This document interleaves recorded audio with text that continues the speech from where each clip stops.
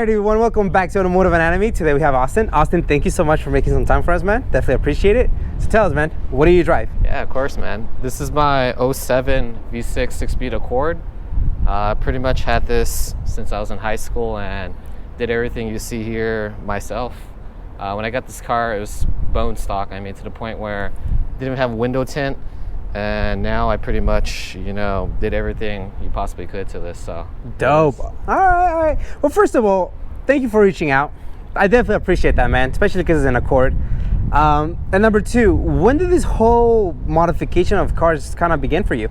Yeah, so this started, I think, when I was a little kid. My stepdad bought an Evo 9 when it was new. It's like goodness. 06. And he used to drive us around, take us to Vegas and that thing. And that was about the time I think Too Fast, Too Furious was out. So, a lot of respect for Evos there. So I think that's when it started, and, started looking and dabbling into cars. Had a few neighbors who used to build some DA Integras and different, CRXs, and I think that's what started it all. That's what it kind of began for you? Yeah. Interesting. Okay. So Evo, did your stepdad modify the Evo or just kept the stock? Yeah. So he kept the stock, and now my little brother owns it. And oh, that's cool. Yeah. It's exterior. It's still pretty much stock, but it's a fully built head, and then it's running on E85. So. Oh wow. Okay. So yeah. Not stock. Yeah, it's not stock anymore. Okay. Yeah. Gotcha. Okay. And then so how do you bounce around? What was the first car that you ever owned? Yeah, so I actually owned one of these 7th gen Accords. I owned a 03. It was white, probably the crappiest one you could buy. Nice. Had a little bit of rust on it. It was automatic. The trans was slipping, and that was my first car. And then I knew I wanted this car, specifically 07, and I wanted a 6-speed. And I looked long and far, and I found this in Northern California, and I drove all the way up there for it. Yeah. Well, a couple of text messages and hoping the guy was straight, and let's do it. Yep. I rented a car, everything, went up there with my dad, and we kind of just hoped, it'd be what it was. And, was it? And a few kinks, like I think the oil pan was stripped, and there was like, nice. That's about it. I mean, nothing severe. I mean, I put about almost, I think, 80,000 miles on it now. I've driven this car actually across the country 8 times. No way. Yeah. Damn. I live in LA, and then I go to school in Boston, and I drive this car out there every year, twice a year. So there and back. So this car has been through hell. Like, it's been through every climate possible. What? Yeah. There you go. Okay, so you picked this car up. Well, first of all, why did you even get stuck in the 7th gen? Like, what was so special about it? I mean, you could have, just easily moved to something, I guess, faster, smaller, aftermarket support. Why this 7th gen? Yeah, but when you're looking at it, well, for me, I would say I prioritize, what I look for in a car. Number one, this is like, I was young, didn't have money, and this would be my daily. So I don't want to be one of those kids, who has a 350Z. And has a daily drive an unreliable car, or something with a turbo. Like, I've driven this car across the country, and I mean, I put it through hell. So it's got to be reliable first of all, and secondly, no one drives a 7th gen Accord and modifies it really. So that was pretty attractive. You wanted to be a little bit different. Yeah, I want to be a little different. So even to this day, I mean, I don't see much of these, well built and clean. So that's probably the two reasons. Oh, that's awesome, man. So you pick it up, or you find it, because I'm sure it took 2 days to find this car. No, actually at the time, it took me, I would say, maybe close to 6 months to find it. They're very hard to find. Yeah, they're hard. I knew I wanted a 07, I wanted Navi, and then I wanted the gray interior. So it's pretty much the rarest spec you could get. Sunroof, manual most of all. Manual most of all. And 6-cylinder. I mean, it's. I wanted the owner to be like an old guy, no mods at all. Okay, I don't know about that, man. You're really specific. You're like, nah. Yeah, no. How old are you? That's like you kept asking them. I'm 25 now. Can't buy the car from you. Can't buy the car. Yep. You gotta be 40 plus, or else I won't buy the car for you. That's hilarious, man. So you pick it up. What was the vision for it? Oh man, at that time, I didn't have any visions for it really. You're like, I'm gonna drive across the country. Yeah. So how do you? It just make it. Yeah, I love the V6 in this car. I mean, for what you pay, I mean, you get a lot of car for the V6 in it. So that's mainly why I got it. And then, I think by maybe like a year into ownership or a few months, I realized that you can do like full OEM and it'll still look nice. Because I still want it to be reliable. I still want it to look clean and nice. So that was pretty much the vision, just OEM plus at the beginning, and I kept the theme all throughout, and it's still pretty much OEM plus. Yeah, you definitely have nailed the look, man, because it looks very aggressive, but yet, like you mentioned, everything here is OEM, and yet the car looks elegant. So you've definitely done a wonderful job, and I love what you did. You know, we'll get into it, but I love what you did, you know, thinking outside the box and going with the technically OEM wheel of a car, wheels, yeah, and putting it on this, because, you know, it's just so easy to, you know, buy some other type of wheels that everybody has. So that's definitely, you know, when you hit me up, you're like, hey man, like, I don't know if you've had a car with these wheels on. So definitely, I think that's my one of my favorite parts. So we can get on it, man. On the front end, what do you got going on? Yeah, so what we got here is just an OEM HFP lip, and then it has the OEM Kooky Inspire headlights from the JDM Honda Inspire, which is the 4-door Accord basically. It has a form-fit plug deflector, and it has Morimoto XB LED fog lights as well.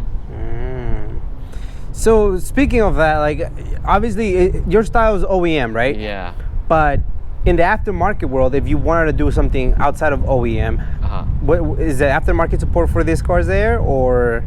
Yeah, okay. You have zero. I mean, pretty much, you know, there was like maybe one, you know, maybe two, maybe three guys that did the mods I wanted to. You know, sometimes they'd be on forums, sometimes they won't. Sometimes you just catch a glimpse of them somewhere randomly online. And any future plans for the front end? The front end, no. I mean, cosmetic wise, for, you know, maybe just wrapping the roof black. And then I have the Acura TLS knuckle for this car, and I got it I got it custom, you know, powder coated and rebuilt Brembos. They're like a lime green. Since my car is like all gray and black, there's no color. Pop. I just want one little pop. So I have that. Just haven't had time to put it, and then installed Jay's Racing Roll Center on that knuckle too. And yeah, I just plan to do a full OEM knuckle swap with the outer tie rod, the TLS tie rod, and the TLS lower control arm. So and the benefit of that is what? The BBK? Yeah, the BBK, and also the roll center on that. Oh. So yeah, it should handle pretty well. All right, so then we move over to the suspension. Tell us about the suspension. What do you got going on? Yeah, so I have a pretty decent setup. Right now it's on a ground control cup kit. So that's Koni shocks, Eibach Pro springs. I have Skunk 2 adjustable upper control arms, hard race lower control arm bushings. I have the TLS solid sway bar in the front, the TLS end links, and some polyurethane sway bar bushings. Same thing in the rear, sway bar. I think it's a Progress Group 22mm sway bar with TLS end links back there, and I have an adjustable camber arm in the rear too. Wow. I think it's Megan Racing or something. So TLS, I mean, do you have to do major modifications, or is it almost plug in and play? It's pretty much plug and play. I know the front sway bars, you have to bore out the lower control arms for the cord to fit. I think it's like 1mm larger or something. Okay, that's not plug and play. That's plug, shave, and play. Yeah, you just gotta shave a little bit. Okay. I mean, you know, it's not too hard. It's not the end of the world. But I know this car, you have to lower the subframe in order to do the front sway bar. Okay, again, not plug and play then. Yeah, I did it myself. I struggled, but you know, I made it happen. So that's cool. Yeah, I'm glad that you're using that, you know, quote unquote more luxurious trim to be able to do this. And I'm sure you notice a difference, right? I mean, they're thicker and all that good stuff. Yeah. Oh yeah. The stock ones on this car, I mean, they're like little tiny little things. So I mean, huge upgrade. Huge upgrade. Yeah. All right. So then tell us about this wheel tire setup, because I don't recognize these wheels. Are these T37s? No, I mean, poor man's T's. Yeah, definitely. I don't know about that. Poor man's T's. So these are OEM base model 3 wheels, and I upsized the From tires. what car, by the way? Because you just said OEM base. It's a Tesla Model 3. Okay, Tesla Model 3. Because what if, you know, people get confused with the Mazda 3? You know, you just gotta make sure. I don't know if Mazda 3 wheels are that aggressive, but a Model 3 wheels. So if you take off the aero cover, this is the wheel that's underneath it. Should have left the covers, man. Yeah, I mean, I I was on a budget, so I had to sell. I sold the TPMS sensors from it. I sold the aero covers. I tried to make up as much money as possible, just to finish off the rest of the build. Why? How did the idea come about? Like, when did you first thought well, I think this wheel would be pretty cool? Yeah, so I don't know how I came across it, but I was looking at random wheel specs and I noticed the bore size was the same. And I just started noticing people pulling off, aero covers off of their Model 3 and actually looking like a real, a nice wheel. Yeah. And I was like, hey, why not try to put, an OEM wheel technically on my car? Because that's the theme of the car. It's just to be as OEM plus as possible. Gotcha. So that's how that idea came, man. I just kind of bit the bullet and did it. And if you don't mind me asking, how much do these wheels go for? Yeah, at the time, they were quite pricey. I think they were like $800 and $900. Wow. So if you got a good deal, but now you can find them for I think around $600 to $700 pretty easily. I mean, that's still for an OEM wheel. They're pretty good. I mean, I think they weigh like 21 to 22 pounds, somewhere between there. So they're not too bad, but definitely not, they're not as light as a RPF one or something. I completely understand. It has a nice look though. Do you know the specs by any chance? Yeah, so they're a 18 by 8.5, I think. Oh, and okay. I think the offset is like a 43 plus 43. It fills in the fender wells very, very nicely. Yeah, so with the fenders, I have to get them shaved and rolled a little bit. But other than that, they fit pretty well. The rears, I have to shave off quite a bit. Just with the Accord, you have a huge lip, and you have all this, wheel well in there. So I shaved everything off in there, but it fits fine. I mean, the fitment is because of that beefy tire setup that you went with. What size tires did you go with? So the Model 3s, they come with 235s on them. Okay. And, it's 8.5 wheels. Like, why not throw a 245 on there? Why not? We'll see what happens. Yeah, and then I did that, and then it came out pretty well. So is it 245/40? Yes, I believe so. Yep, it is. Okay. And they're Pilot Sport AS3s. So, nice. It's still a daily, so I didn't want like an R compound. Baller, I thought you were going to put some Cooper tires on Tesla wheels, man. Yeah, no, I can't do that. Oh, man. Man, that's dope. Yeah. Okay.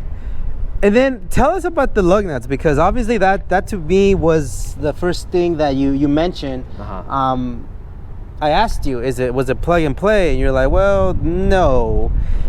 Lug nuts, how did you fix that issue? Because obviously they're different diameter and sizing. Yeah, so even the Tesla guys who want to swap out their OEM lug nuts, they have trouble just because the shank diameter on the Model 3 wheels are they're huge. I mean, I think they're like 1.5, like 1.1 or 1.2 inches. So coming from a car with M12 studs, that is a nightmare. I mean, I originally bought some, I think they were Project Kick, some pretty nice lug nuts. And they waste of money. Waste of money. And they barely touched, the seating surface of the wheel. And I ran it like that for a little bit. Love it. Nothing luckily way to happened. keep us safe on the road. Yeah. I mean, they're barely holding onto the wheel. And then, I decided to, really investigate what could I do with that. You started caring about your life? Yeah, I started caring about that. Yeah, exactly. And then I found a company that custom made, these lug nuts. Okay. They're a 22 millimeter hex, and they're still M12, thread. The inner thread bore. pitch. Yeah. But, the shank diameter is just huge. So I had to custom make those. Love it, man. I love the fact that you went through that trouble.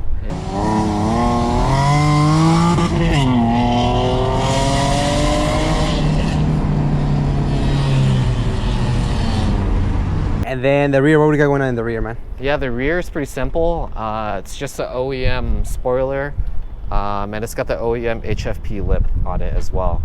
And it has I have a Greddy Evo 2 catback exhaust. Yeah. What size is the piping on the exhaust? So I want to do a full 3-inch, but no one makes it really. So I have RV6 pre-cat deletes with no cats on there. That's a 2.25 inch. And then I have an ATLP V3R J-pipe, and that's a full 3-inch.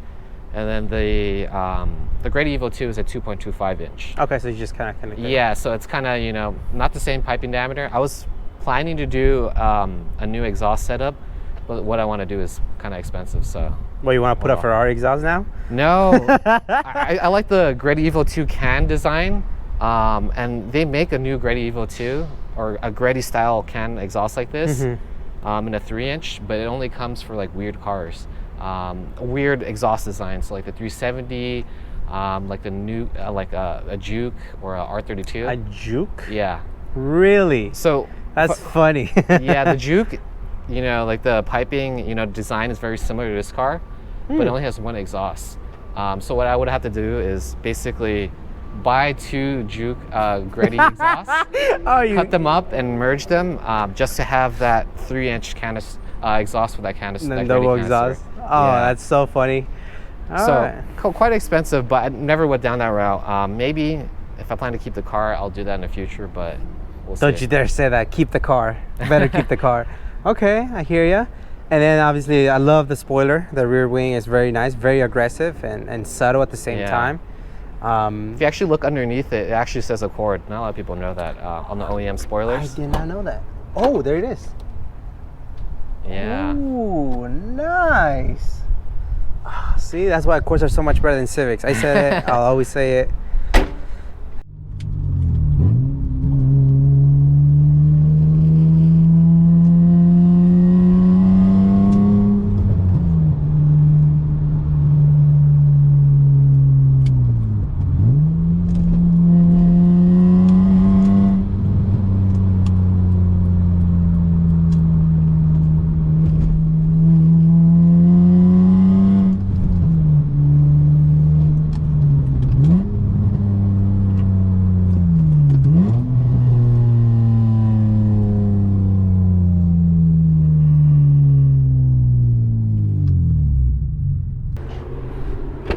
All right, Austin, what do we got? Oh, wow, very, very clean interior. What do we got going on, man? Yeah, so pretty much mostly OEM for the most part. The thing you'll probably notice first is the hybrid racing, you know, shifter box in there. Outside of that, you know, it's just pretty much OEM plus mods.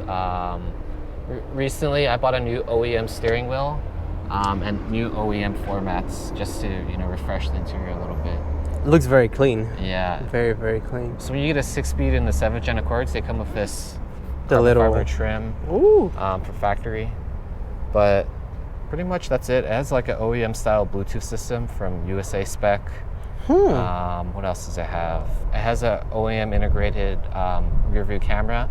So that plugs directly into the hard drive in the trunk. And so whenever you throw it in reverse, it'll pop up on the reverse screen. Whoa. Yeah. That's pretty cool. Now the leather, you wanted leather, or that just kind of comes with the specs that you wanted? Yeah, I wanted the gray leather. Okay. The Blaster silver metallic exterior is the only color code that has this gray interior. So it's like a gray and black. I know the black ages really bad, and the tan is just horrible. Yeah. So, well, I mean, there's some people that are very clean that they can keep it. Yeah, they keep it clean. Yeah, I can't either. I mean, it's a lot of work. Well, you're traveling all over the States. You're crazy, man. Any future plans for the interior? Yeah, I actually wanted to do like OEM aluminum pedals. Ooh. So I haven't really measured it, but the new Honda Accord Sport, or the Civic Sport, they have aluminum pedals that I think are the same diameter as the ones on the Accord.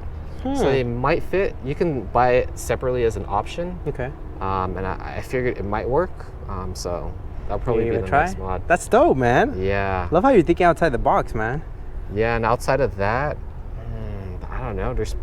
All right, let's talk power plant. Let's see what we got going on in the engine compartment. Yeah. So. Oh, here we go. The excuses start. Yeah. So what do you mean? So right away. This is a daily, so I don't touch the engine bay. It's what is dirty. up with people not touching their engine bays, man? This is a daily, so you know. It's a daily. It's gonna be bone stock. It's dirty. Huh. Yeah. What kind of motor is this? I mean, this is a weird looking K. It's a J30A5. The J series. Yeah. They love the fact that they came with the J series, which is pretty awesome. Maybe not the best in gas, but it definitely pulls. Have you done anything to the engine compartment? No. So I wanted to keep this car as reliable as possible. So I told you before, I drive this car across the country, so I don't want to do any mods to it. It has a coolant bypass delete and full exhaust, and that's pretty much it. That's dope, though. All the mods I've done to it, it's suspension and cosmetic. And, That's cool.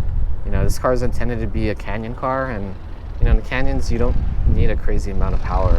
Yeah, I was gonna say this is plenty of power. Yeah, it's plenty of power. How many miles does it have? This has 208,000 miles. 208, gangster. Yeah. How reliable has it been?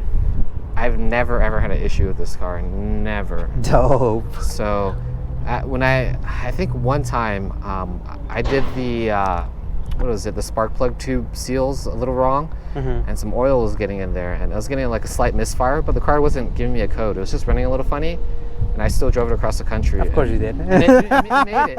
It made it somehow. And when I made it to school, I checked the spark plugs, and there was oil in there. I was like, oh my God, this car made it across the country with, a misfire pretty much.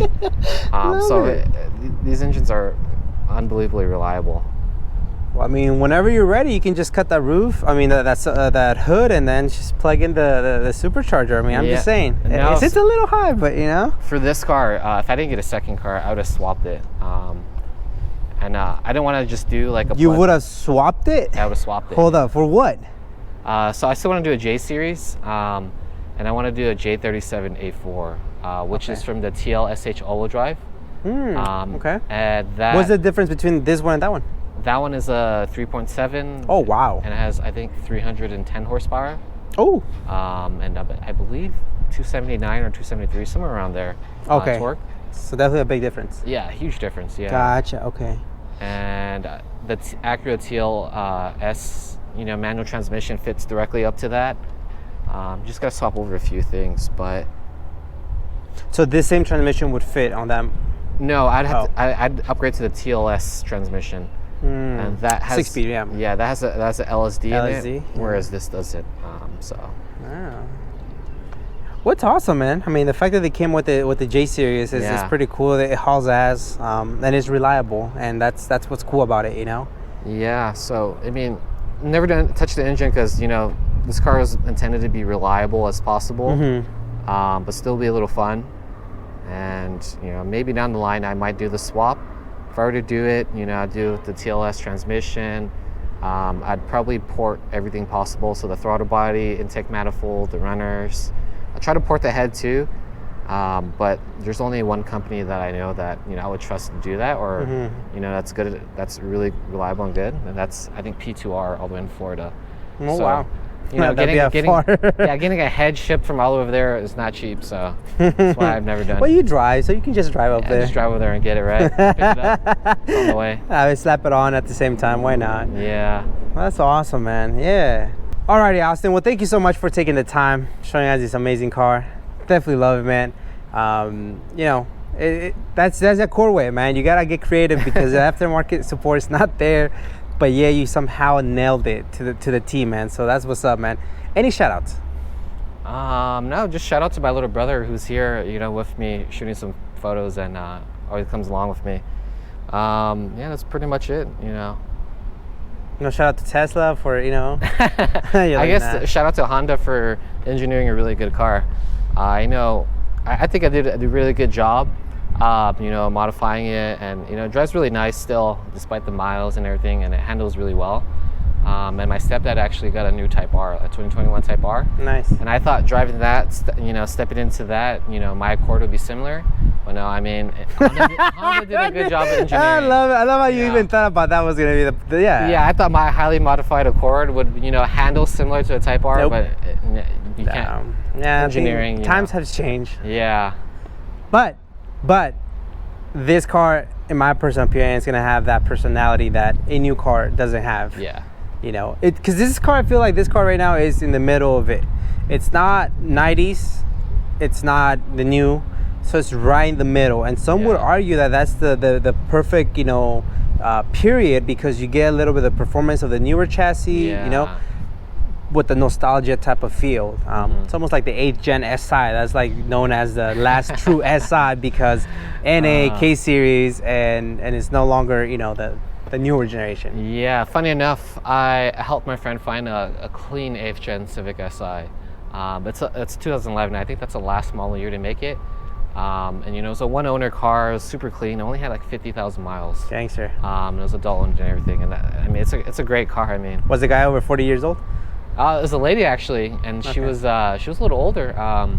Plus, let's go. Yeah, so she kept it really, you know, well kept. And then, you know, of course, you know, first weekend in that car, we took that thing to canyons and, you know, beat the crap out of it. But it's a Honda, so it's fine. It's reliable, yeah.